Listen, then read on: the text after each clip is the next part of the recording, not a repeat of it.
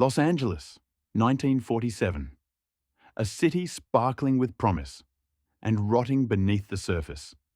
Before the newspapers crowned her the Black Dahlia, before her name became a whisper of fear in every home, Elizabeth Short was simply missing. And in the early morning hours of January 15th, one woman pushing a stroller through an empty field was about to discover something that would scar the city forever. She thought it was a mannequin. She was wrong. Death was waiting in the grass, and it was smiling. Elizabeth Short had always been searching for something. A future, a chance, a doorway into a better life. Hollywood promised all of that, but gave her none. She drifted between friends' apartments, hotel lobbies, and dimly lit bars. Always dressed in black. Always trying to look like she belonged. Her beauty was undeniable. Porcelain skin, dark hair, and a quiet, almost fragile charm. But those close to her noticed something in the final weeks of her life. A shift. She seemed jumpy, distracted, as if someone was watching her, as if she was running out of time. On January 9th, she told a friend she needed to meet someone. Someone important, she said. It was the last time anyone saw her alive.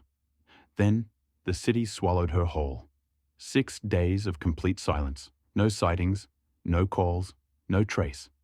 It was as if she vanished into the night. At 10 a.m. on January 15th, the serenity of a quiet Los Angeles neighborhood shattered. A woman walking with her daughter noticed something white lying in the weeds of an empty lot.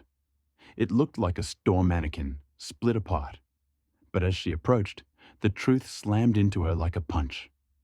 A body. A young woman. Cut cleanly in half at the waist.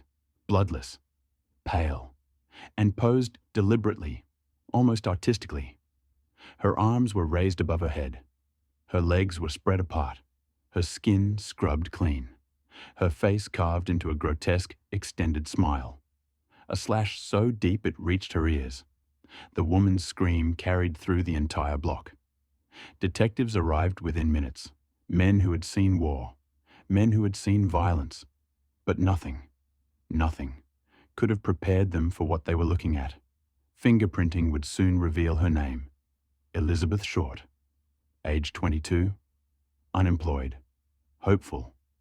Alone. The media descended like vultures. They printed her photos, dramatized her lifestyle, and invented a nickname that would immortalize her. The Black Dahlia. Dark hair. Black clothing. A mystery wrapped in film noir aesthetic. The name stuck, and the legend was born. Detectives pieced together her final months like a jigsaw puzzle with half the pieces missing. Elizabeth had no real home. She survived on charm, friendships, and the promise of better days. Witnesses contradicted each other constantly. Some said she was sweet, shy, polite. Others said she loved attention, flirted with danger, and surrounded herself with the wrong sort of men.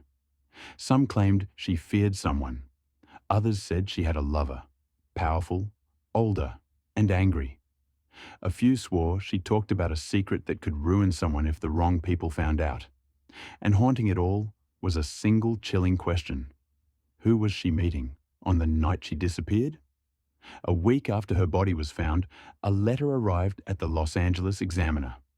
Cut and paste words from magazines formed a disturbing message. Here is Dahlia's belongings. Expect more. Inside the package were her birth certificate photos, business cards, handwritten letters. Each item scrubbed clean with gasoline. The killer's way of erasing himself. He wanted them to know he was watching. He wanted them to chase him. But he would stay one step ahead. The investigation exploded. Los Angeles had never seen so many suspects at once. Over 150 men questioned. Some stood out. A violent ex-soldier, a doctor with surgical training, a nightclub promoter with a temper, a Hollywood insider rumored to host twisted parties. Each man looked guilty. Each man had a motive. Each man had something to hide. But every lead ended in smoke. And then came the confessions. 30 men walked into police stations claiming to be the killer. Some were desperate for attention, others mentally ill, and some simply wanted their names in the paper.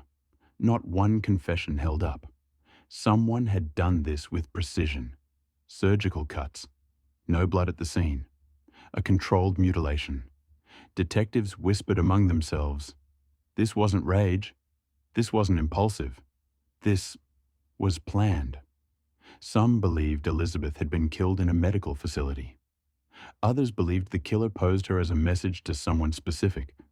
But what message? And to whom? The killer's silence became part of the terror, because silence meant power. As weeks passed, Los Angeles changed. Women walked in pairs. Bars filled with rumors. Parents pulled their daughters off the streets after dark. People began to wonder, was the killer still out there? Were they passing him on the street? Sitting beside him in a diner? Serving him coffee? Was he watching the headlines, amused at the panic he created? The Black Dahlia wasn't just a murder. It had become a ghost. A shapeless fear haunting an entire city. Months turned into years. Leads dried up.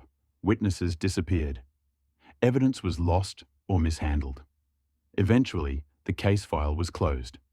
The killer's identity slipped into rumor and myth. Some believe he was a surgeon. Others say a Hollywood figure with secrets worth killing for. Some think Elizabeth knew something she shouldn't have. Others say she crossed paths with a true predator. But the truth lies buried with her. What happened in the 6 days she went missing? Who did she trust? Who betrayed her? And who was she waiting for on that final night? Elizabeth Short became more than a victim. She became a symbol of Hollywood's dark underbelly, of vanished dreams, of a crime too brutal to comprehend.